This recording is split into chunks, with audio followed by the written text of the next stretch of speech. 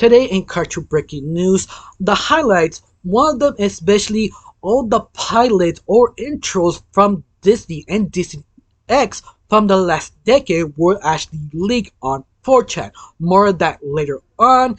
Also, a lot of small indie animated projects will be announced. I'll talk about a few of them later on.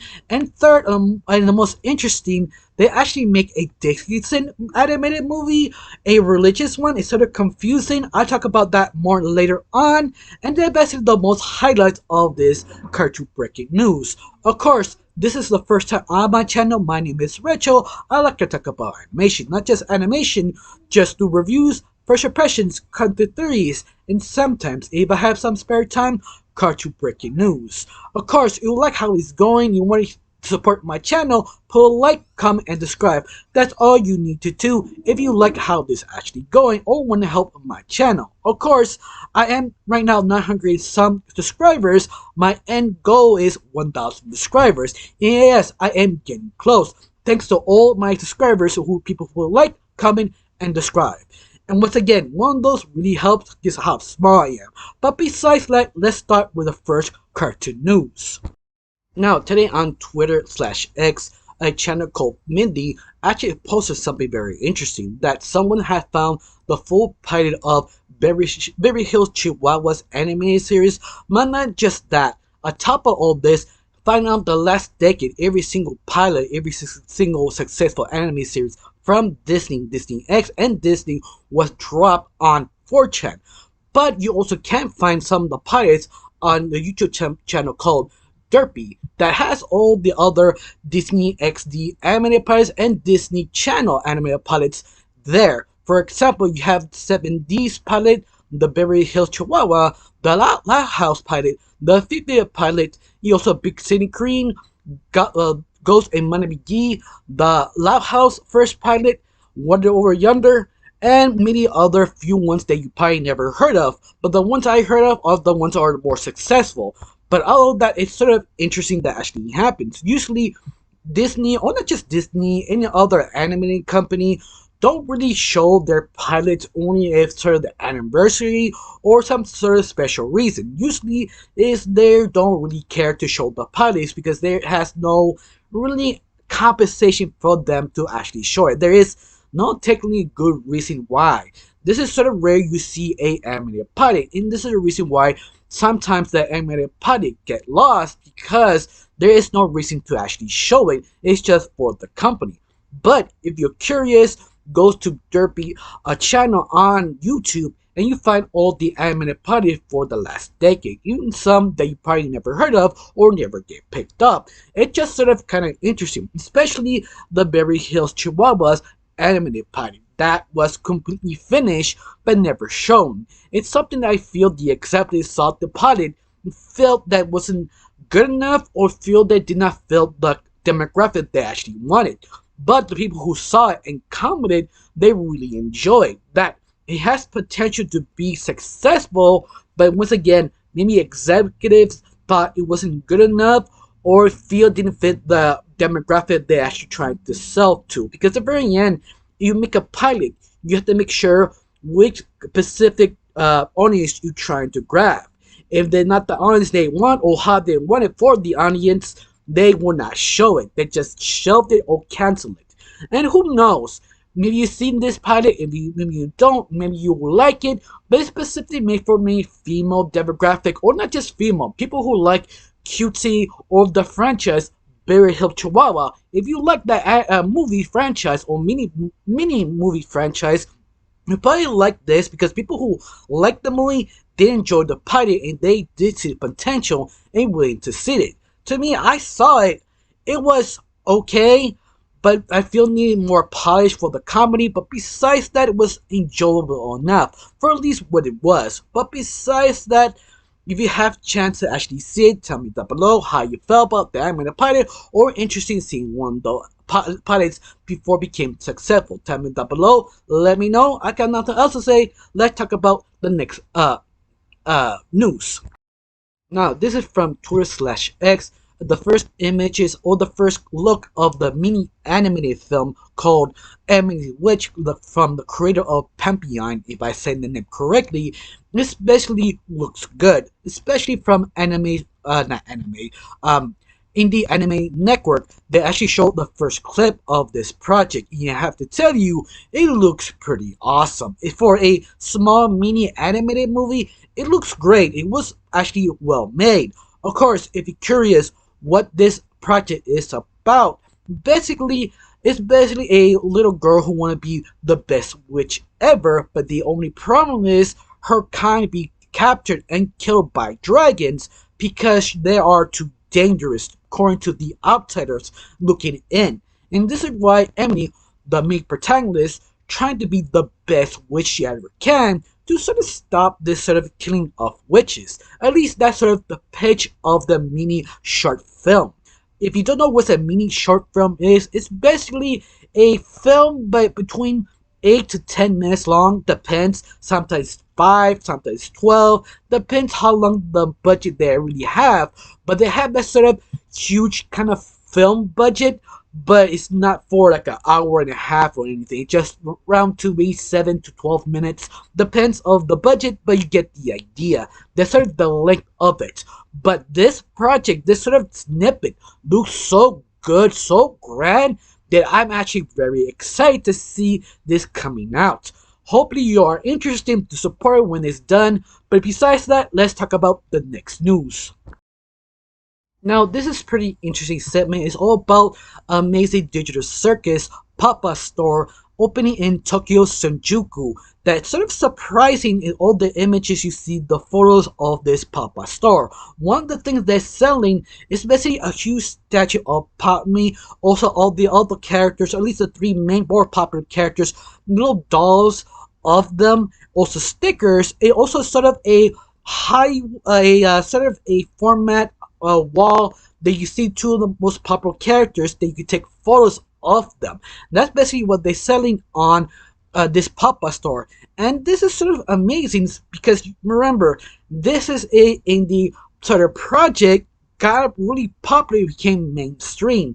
They only have a pilot. They don't have a second episode, but it's so popular, we sort of forced them to actually make merch to please the fans. It also keep feeding them to pay the next episode. It's just sort of mind-blowing how they actually became mainstream because the company who owned them, Glitch Productions, really were that popular or well known in the mainstream. They have probably two projects before Amazing Digital Circus, but besides that, was the IP to make them well known. And just sort of shocking. Usually it takes a few more IP to actually finally blow up if you have that sort of consistent of quality. Sometimes it really tells you you just need that one specific IP to really catch people's attention, and that's what it was. It just sort of amazing. Hopefully they will make more pop-up stores around the world. But I feel interesting that Amazing Circus, the creators of Glitch Productions, didn't open a pop-up store in Australia because there were what the company really was in Australia. Instead, they created a pop-up store in Japan. It's just sort of weird, but it sort of makes sense because for some reason Japan and Australia have a good business relationship. So anything they want to sell, they can sell in Australia and vice versa. So it just seems kind of odd, but at the same time, it kind of makes sense why they do it. Especially, that one of the biggest fan base is sort of in Japan. I don't know why, it just sort of happens. But besides that, it's just sort of fascinating. And now you're hopefully excited they will be open their own pop-up store on your own country. Tell me down below, let me know. But besides that, let's talk about the next segment of this cartoon breaking news. Now, this segment we're talking about another indie project called the Bewitching Witch Brigade. It's sort of an indie independent sort of short film by a creator called Noel, who actually likes sort of magical girls, sort of magical gathering, sort of trying to take down this evil creature. And that's sort of what we know about this project and the small 30-second snippet of this first, I think, 8 minute sort of film. But besides that, it looks sort of wholesome, interesting, and fun, and over exaggeration. That's all we actually know because Noel never really described the pilot. They just show you cuts and pieces, and possibly coming soon to maybe YouTube and Twitter. But besides that, this looks kind of fun and wholesome. But for right now, the little images and the little 30-second snippet does give a little bit of confidence. This could be a real fun little video. But besides that, if you like that, just subscribe and follow Noelle on her own channel. But besides that, we don't know if it's gonna come out. It's coming soon. They just be ready for it. After that, let's talk about the next segment. Now, another one from Cartoon Boom. They're actually showing another indie short film called That Name. They show a small clip what it is, but doesn't really describe what the short film really is. But the creator, Nadina, who made this, actually give you a little hint what it's about of this small short. Because this clip does say a lot what the short would be expected. And this short basically is a woman who passed away not that long ago, stuck in between being dead. But she's trying to cross over, but the only problem is she doesn't want to cross over. She wants to save her daughter before she makes one of her biggest mistakes. But I'm guessing, because what the 30-second short shows you is the fact the Green Reaper, or someone kind of like the Green Reaper, forcing her to cross over to be in peace instead of being ghosting around, being worse, and kind of being more demented while the years get passed on. But the question is, who did this horrible act to this ghost character, and she actually can't save her own daughter? And that is sort of the short film teaser. And you seen the teaser? Believe me, this looks incredible. It just really hits a sort of gothic look. It just does grab your attention, especially how Melina, the creator, said it took her 2 years to actually finish this. She's really close to finishing. She's not yet set the date released, but watch this teaser trailer. That, wow, I kind of wish this was sort of a full animated movie because how well made it really is. And also the intriguing part, I don't know you, maybe because I am into gothic architecture, gothic look, that really grabs my attention, and this short does the same thing. That sort of pleased me. Maybe that's the reason why I'm more excited for this specific project. And aren't you into it sort of kind of gothic sort of style of animation? Tell me that below, and also tell me, are you excited to when this actually come out? If you want to support it and look for this short, wait for a Melina X account or Twitter account on her own account on X, or go to Cartoon Boom to find her link to her channel. But besides that, let's talk about the next news. Now, this is from DTDA from Twitter/X. They actually reported the Moon Girl and Devin Dinosaur have been nominated a Peabody Award for Outstanding Animation Series. Congrats of all the cast and members who worked on this project. Hopefully that give it enough grease to actually give them a season 3, because if you don't know, the Moon Girl and Devin Dinosaur will not get given the green light for a season 3. For right now, we start on season 2. I think it's about to end or have end, depends when you watch this video.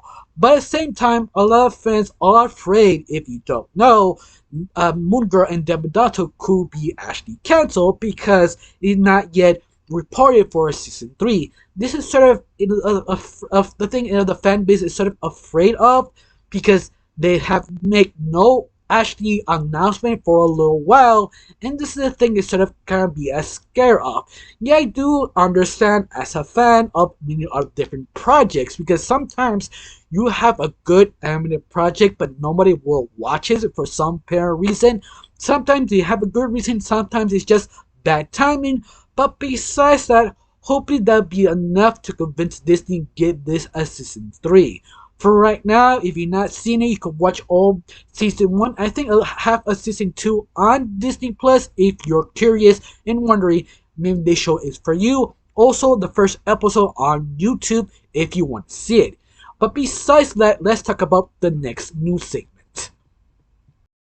Now, this segment I had talked about at the very beginning on this video, but I feel I have to get more in depth of what I'm talking about. That is the first time that Gravity Falls actually find their lost time on reel. If you don't know what a time on reel is, it's basically a sort of kind of a minute or 30 seconds of the feel of the project that they feel they're going the right way, they actually greenlit. This is the reason that the lost time of reel of Gravity Falls was found, and this is very important because from right now, when the point of Gravity Falls was greenlit, any other project need to have a next time on reel to actually convince the basically the higher ups to greenlight the show to see the feel or the idea fully realized. This one is sort of important and also surprising. Someone leaked the next time on reel because they were thought it was completely lost. That was sort of kind of interesting to actually find it and rewatching this time on reel and reusing some of the jokes and ideas of that reel onto the show, because you do see some of the jokes rehashed during the show. So it's sort of impressive and interesting, especially if you see the reel right now. You can find it on Therapy's channel. That is just sort of fascinating how weird and different really is to the time on reel and also to the Gravity Fall finished product. They're so similar but yet so different and more polished. You also see why they sort of changed the art style. Sometimes the original art style is not the proper idea for the project, because you think you know what you want, but you actually, when you see it, it's not the thing you need for the project. This is the reason why time on reels are so important. This is the reason why every single Disney cartoon needs a time on reel. I don't know if Nickelodeon and Cartoon Network do their own time on reels, because each single company do its own different way of handling their own animated projects. All depends how to do the project, depends on the idea. But at least give you a small idea how each company runs their sort of production, how to show their IP. But other than that, the reason I'm actually talking about this is because a Twitter account sort of pointed that out that I sort of forgot, and maybe I should have talked about it more at the very beginning, but it's something that you should kind of be realize how important this really is. But beyond all of that, let's talk about the next news segment. Now, this news segment actually comes from news magazines that kind of grabbed my attention because the title says Kenneth Branagh, Uma Thurman, Roman Griffin is starring on King of Kings from a new animated project called King of Kings. Now, this comes from Emily Dickens. If you don't know who Dickens is, it's probably you've seen one of his movies or one of his books, because the guy was a literary genius. And in fact, he was sort of interesting because he's the guy who kind of created Christmas, or the idea of how you treat someone in Christmas, because he created the Christmas Carol words. And now they decide to make a story about him in animated form. Of course, this is not the first time to be others Dickens movie. They sort of given the point of view how he created a Christmas Carol, or the reason it's inspired from. But the guy was sort of a genius and he wants to help children to be educated and well taken care of. But it sort of surprised me they decided to make an animated movie. Of course, they see some of the images. The images feel sort of kind of basic. I mean, basic, sort of like a Disney Pixar sort of animated movie. I think they want to take it seriously, so they decided to use that specific art style. Of course, the team who actually make this project is sort of surprising because everybody here won sort of award, so they got the best of the best to make this animated movie. But of course, this also a sort of a religious film. That could be a problem, could be not, depends on you how you feel religious people, because the story of King of Kings is basically mainly Dickinson, who's sort of trying to patch things to his own son, his own career, his own wife. He's sort of juggling how to handle everything, sort of comparing it or relate to Jesus. So yeah, it could easily be a religious sort of tone, but at the same time it could be still entertaining. One of the big examples is VeggieTales, because let's face it, see VeggieTales are a very religious sort of show, but I highly recommend watch the edited version because you don't need the religious references to actually to understand the characters and the story. You just be entertaining. This is the reason why VeggieTales, at least the edited version, is so highly regarded to be so fun and entertaining. If you take the edited version, hopefully just sort of not really reference much as religion, more in sort of the pathway of Jesus, I'll be fine. You just don't represent at all. Just sort of kind of nod and a wink, and that's it, because you don't want to be preached. But besides that, to me, I feel a lot of interest to see this anime movie because it could be a good film or could be a total disaster. This kind of thing we really don't know, but it has potential to be great. But the only problem is I don't like the arts that they chose because it still feels sort of safe Disney slash Pixar sort of art style. Nowadays, art style are now more kind of do your own thing, be creative. And I hope they not stick with this specific art style. They hope they change it. But it's one of those nitpicks that of bother me. But once more, this could be a potential be good, but of course you just can't predict how a project goes. Even if you have years in experience, this could be easily trashy. But we don't know. Wait for the trailer to come out, hoping this be any good, or are you actually interested of this project or not? Tell me down below. Let me know. Let's talk about the next animation project. Now, this is from a channel from X called Kazuka. It's very relatable news segment. They usually post animation from China, Japan, or even in the Middle Eastern Kingdom. But this is one of the trailer they posted of Scissor 7, Season 5, or Killer 7, depends where you are, the name is changed. If you don't know, Killer 7 or Scissor 7 is sort of an assassin who have amnesia, who woke up and they're on the island and basically continued his life on realizing he was an assassin. So some people attempt to kill him and realize what his past life used to be this badass assassin. Now regretting everything he did, trying to fix the mistakes and help his new friends. And that's basically what Killer 7 really was. And Season 4 left off. Basically, he sort of knocked down one of the top 5 assassins, or at least the top 10 who attempted to kill him, and he sort of barely made it out. But the following season, you didn't have much of 7. He was there, but he left the rest of the story of his rest of the coast members, telling their story and building this huge universe. But it does leave you so much more because the comedy is on point. I mean, each single season nails it. The only problem is it takes so long to produce each single season that I watch every single season. And I have to say, I kind of forgot certain things. I have to go back to rewatch it because how much lore and myth and how many characters connects to which other character to 7 is long. It's something that you have to keep binge watching again and again to remind yourself who is who.